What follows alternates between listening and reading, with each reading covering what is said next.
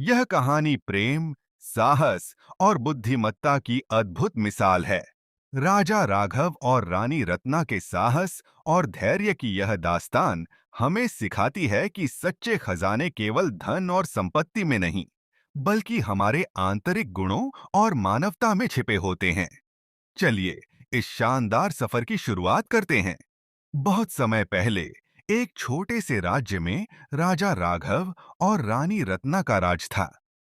राजा राघव साहस, बुद्धिमत्ता और न्याय के लिए प्रसिद्ध था, जबकि रानी रत्ना अपनी दया और स्नेह भावना के लिए जानी जाती थी।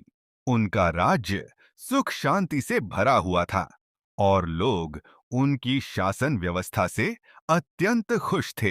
राजा राघव की एक आदत थी कि वह हर वर्ष राज्य के लोगों के साथ एक भव्य दावत आयोजित करते थे, जिसमें वह अपनी सेना, मंत्रियों और प्रमुख व्यक्तियों को बुलाकर उनके साथ समय बिताते थे।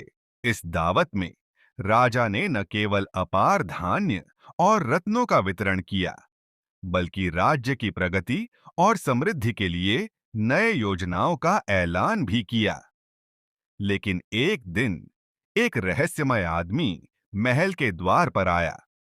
वह साधारण कपड़े पहने हुए था और उसकी आंखों में एक रहस्यमय चमक थी। उसकी उपस्थिति ने सभी को चौंका दिया। उसे देखकर कोई नहीं समझ पाया कि वह व्यक्ति कौन था और क्या चाहता था। वह अजनबी राजा से मिलने की अनुमति मांगने लगा। राजा राघव ने उसे महल में बुलवाया और कहा, तुम कौन हो और क्या चाहिए? अजनबी ने अपनी कहानी बताई और कहा, मैं एक साधारण यात्री हूं, लेकिन मैं आपके राज्य के बारे में एक बहुत बड़ा रहस्य जानता हूं।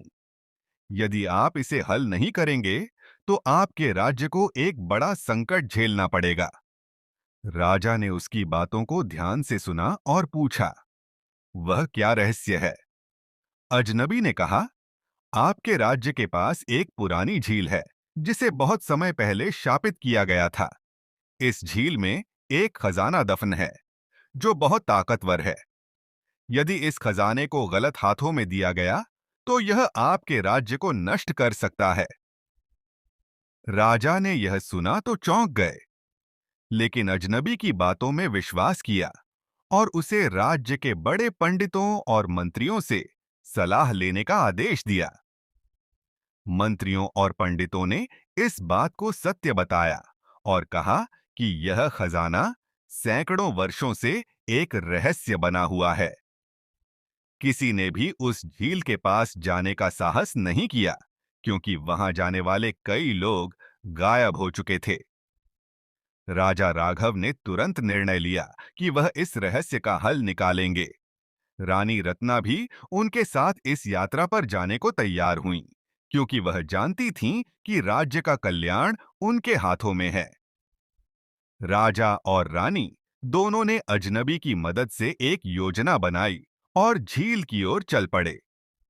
झील तक पहुंचने में उन्हें कई चुनौतियां आईं।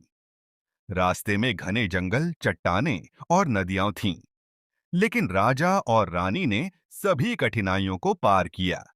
अंततः वे उस झील के पास पहुंचे, जो बिल्कुल शांत और सुनसान लग रही थी।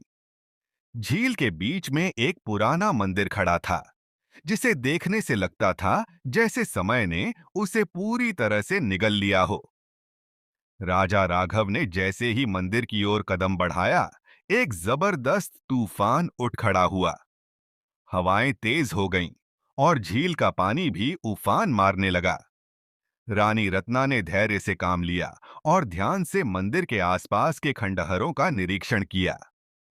उन्हें एक प्राचीन पुस्तक मिली, जिसमें इस रहस्य का हल लिखा था। पुस्तक में लिखा था कि झील के खजाने को छूने से पहले एक विशेष मंत्र का उच्चारण करना जरूरी था। यदि वह मंत्र नहीं बोला जाता, तो खजाना नष्ट हो सकता था और राज्य में संकट आ सकता था। रानी रत्ना ने उस मंत्र को पढ़ा और जैसे ही राजा राघव ने उसे उच्चारित किया, तूफान शांत हो गया और झील का पानी फिर से स्थिर हो गया।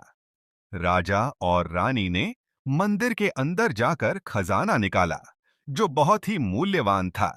खजाने में न केवल सोने चांदी के सिक्के थे, बल्कि दुर्लभ रत्न और बहुत सारी प्राचीन वस्तुएं भी थीं।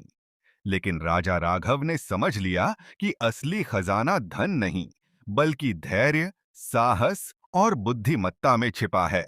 राजा ने खजाने का उपयोग राज्य की भलाई के लिए किया। उन्होंने गरीबों की मदद की, शिक्षा और स्वास्थ्य सुविधाओं को बेहतर बनाया और राज्य को समृद्ध किया। अजनबी को धन्यवाद देने पर वह अचानक गायब हो गया, मानो उसने केवल राजा की मदद के लिए वहां आकर अपना कर्तव्य पूरा किया हो। राजा राघव और रानी रत्ना ने यह समझा कि सच्ची संपत्ति और सुख केवल बाहरी चीजों में नहीं, बल्कि अपनी अच्छाई, बुद्धिमत्ता और दयालुता में छिपी होती है। राज्य में फिर से शांति और समृद्धि लौटी और राजा राघव और रानी रत्ना ने मिलकर अपने राज्य को एक नई दिशा दी।